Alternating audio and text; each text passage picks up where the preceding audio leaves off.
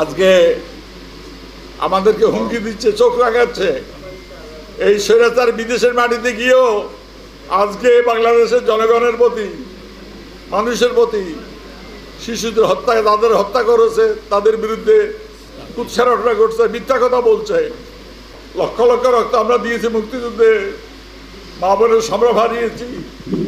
এইবার আবার শত শত আমাদের সন্তান ভাই বোনদের রক্ত, শিশুদের রক্ত, শ্রমজীবী, কর্মজীবী, পেশাজীবী মানুষের রক্ত মিলিয়ে আর কত জীবন আজকে আমাদেরকে হুমকি দিচ্ছে, চোখ রাখাচ্ছে।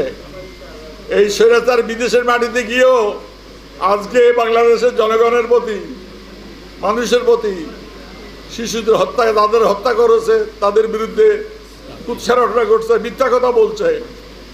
এই বেঈমান বিশ্বাসঘাতক মির্জাফর